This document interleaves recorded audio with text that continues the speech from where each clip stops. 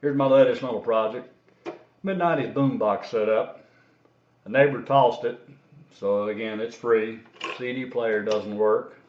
Radio works great. I don't even want to guess about the cassette player. Of course, these days, who plays cassettes? I've already removed all the screws in the back, so the best thing you can do before you get started is go ahead and take lots of digital pictures and label everything you can. So I'm going to spend a few minutes just marking all the wires to where they go. In most cases, the printed circuit boards are marked, so I know what most of the wires are. Well, in this case, as you can see, my wiring from my Bluetooth board turned out to be pretty simple. I didn't have to trace anything out. The original manufacturer labeled everything for me on the connection that goes to the old player. So I'll just use the same wires in the same locations. Here's the top side view of the old tray. This actually slides out of the existing unit. What I'm going to do is just cut this area out that I don't need here, and I'll make basically a place where I can slide my Bluetooth player in and connect it up and then close the lid on top of it. Here's a brief tour of the little Lanni board. 7 to 30 volt power here, auxiliary in here, output is right here. There are 3 switches that plug in over here, which we'll look at in a moment. And it has a second type of power, 3.6 to 5 volts, which of course is your lithium ion battery pack to plug in here. It will work equally well off either power. A microphone plugs in here. Here are the 3 switches that come with the unit. The first switch, S1, is decreased volume or previous. The center switch, switch 2, is play, pause, answer, or hang up phone call. The third switch is increase volume or next. I never could get anything out of this one other than scratching noises. So I soldered this one into the connection that comes with the unit, and it works just fine. Good solid microphone. Here's a quick and dirty lithium ion power supply for the unit. This is the supply connector, which has been soldered into a single cell 18650 lithium ion battery holder, and then of course one of my lithium ion batteries. I've tried this and it works great. There's no problem at all with the signal. The unit works just fine with this or with a standardized power supply. I'd recommend something around 12 to 14 volts as far as the power supply goes.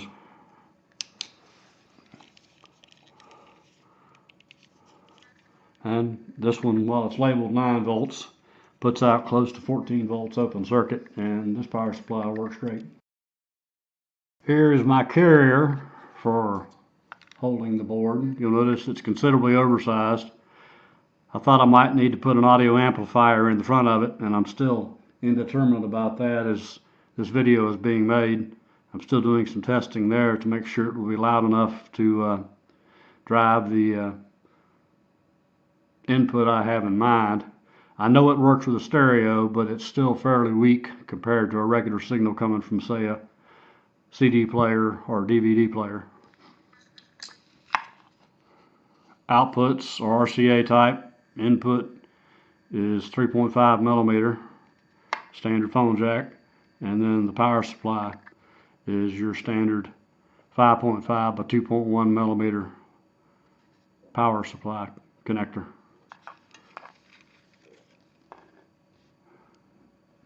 Here are the 3 separate plug-ins that go to the board.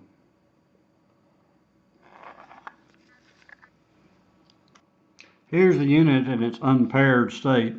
The blue LED and the red LED are lit.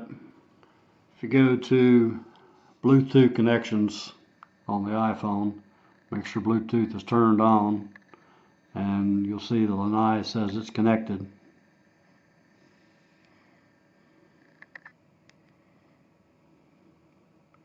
There are no speakers connected to the Lanni card, so I won't get any sound output, but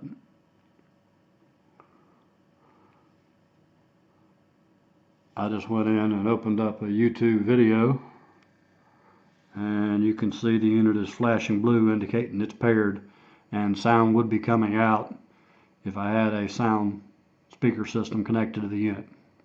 In this case, of course, the unit is powered completely by the lithium-ion battery. The minute I turn the video off, the unit still says it's paired.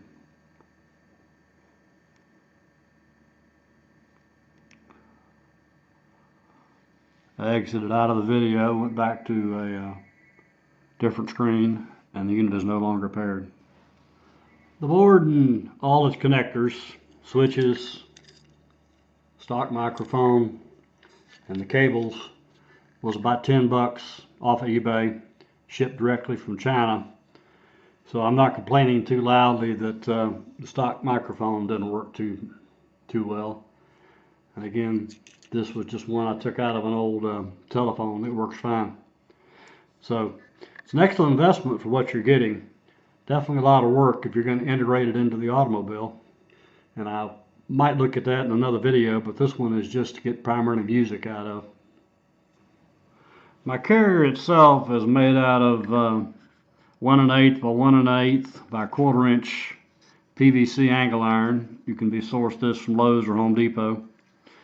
It's glued together using standard PVC cement. As you can see, it's a very rigid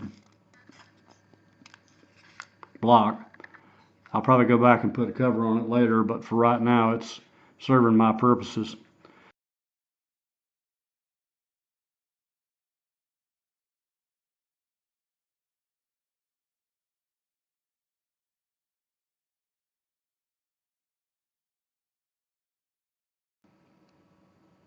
Bluetooth maximum range in the United States, I believe, is around 33 feet.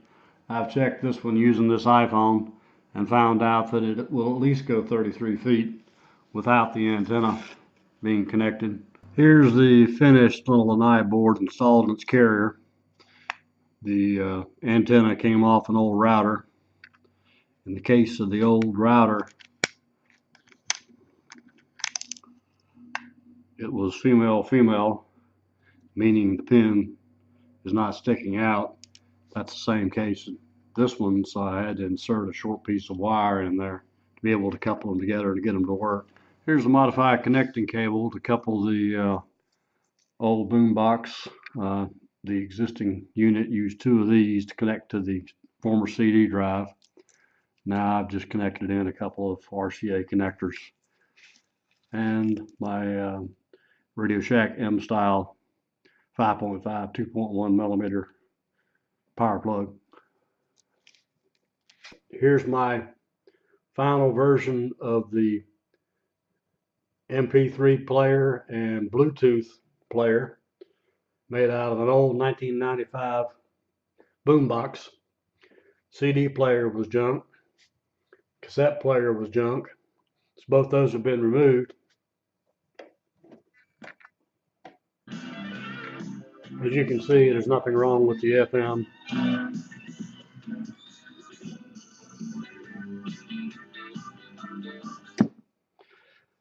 As a hot tip, I had to go in and clean up all the potentiometers with WD-40.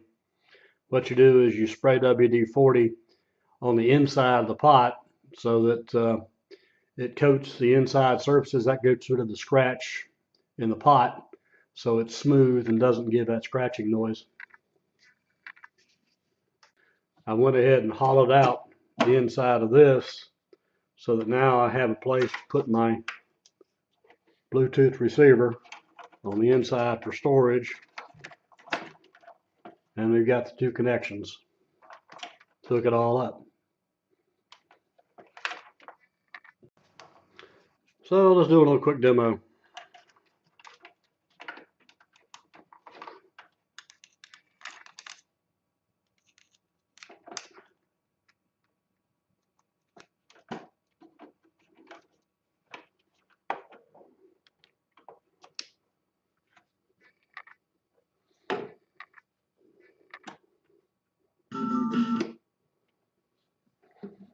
As you can see, my red light is on and my blue light is blinking.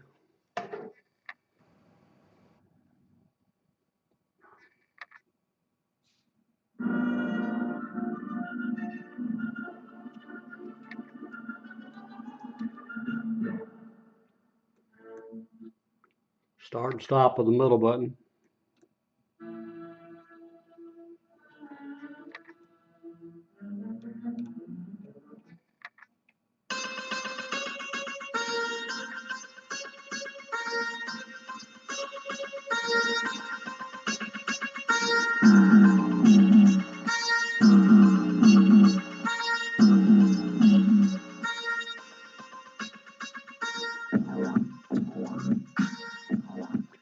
Right button is next song or increase volume.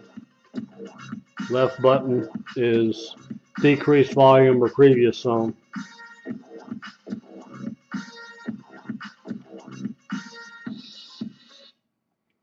And obviously I can start and stop it from the iPhone as well.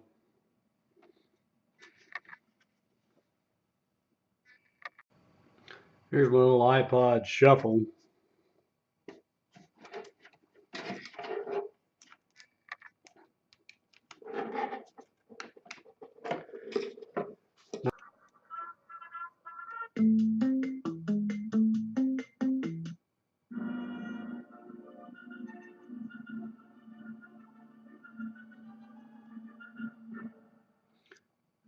When I plugged in the iPod shuffle, it disconnected any Bluetooth functionality.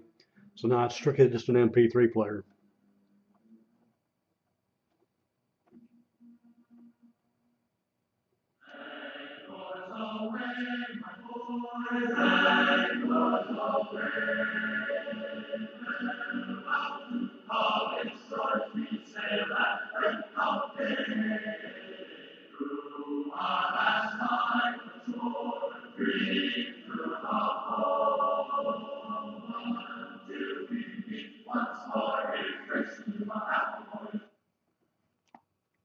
Okay, I'm going to call the iPhone using my landline.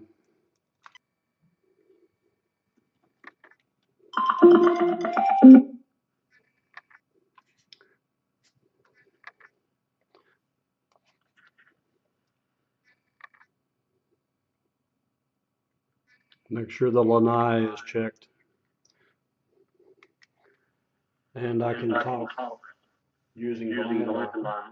And you hear everything coming over the speakers. And obviously I can talk in the microphone.